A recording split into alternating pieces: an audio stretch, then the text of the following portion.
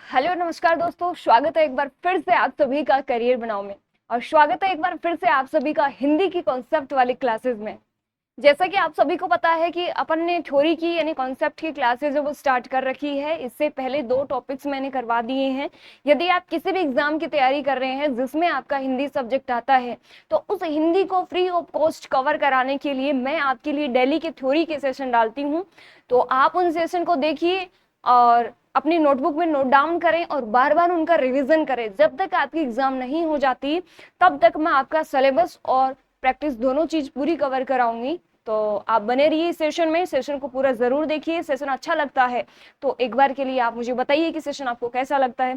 ठीक है, तो एक बार फिर से आप सभी का बहुत बहुत स्वागत है। स्टार्ट करेंगे अपने सेशन को और शुरू करने से पहले एक छोटी सी इन्फॉर्मेशन कि करियर बनाओ का एसएससी और रेलवे का ऑफलाइन इंस्टीट्यूट अपने सीकर राजस्थान में ओपन हो चुका है। यदि आप भी ऑफलाइन आके हमसे पढ़ना चाहते हैं तो सीकर राजस्थान में आप आ सकते हैं, यदि आप एसएससी और रेलवे में जाना चाहते हैं तो। ओके, चलिए तो ये लीजिए अपना पहला ही ए, यानी ए से शुरू होने वाले जितने भी शब्द हैं जिनसे विलोम शब्द बनते हैं वो अपन पढ़ेंगे। शब्द आपके सामने हैं, सभी के सभी अपनी नोटबुक सामने रखेंगे और एक एक शब्द को लिखेंगे। पहला शब्द है आपका अभिज्ञ। अभिज्ञ जो शब्द है इसका विलोम शब्द कई बार एग्जाम में पूछा जाता है। अभिज्ञ में जैसे ही अन उपसर्ग आप जोड़ते हो तो शब्द बनता है अनभिज्ञ, और अनभिज्ञ अभिज्ञ का क्या होता है, विलोम होता है। एक शब्द आता है आपका अज्ञ, और अज्ञ का विलोम शब्द कई बार एग्जाम में पूछा जाता है, वो होता है विज्ञ। अज्ञ का विज्ञ और अभिज्ञ का अनभिज्ञ होता है। दूसरा अथ का इति होता है, अपेक्षित का अनपेक्षित होता है, अनुक्रिया का प्रतिक्रिया होता है, अंतरंग का बहिरंग होता है, अनुलोम का प्रतिलोम होता है, और अनाहुत का आहुत होता है। छोटी सी जानकारी आपको दे देती हूँ, जैसे कई शब्द होते हैं उनके पहले यदि अपन ए आ या फिर अन उपसर्ग लगा देते हैं तो बिल्कुल उसका ऑपोजिट शब्द बन जाता है। जैसे आपने यहाँ पे भी देखा है, आहुत का अनाहुत, अभिज्ञ में अन उपसर्ग जुड़ा, इस प्रकार से अपेक्षित में अनपेक्षित जुड़ा तो क्या बन गया, ऑपोजिट बन गया। नेक्स्ट देखिए अगला, अनुग्रह का क्या होता है, दंड होता है।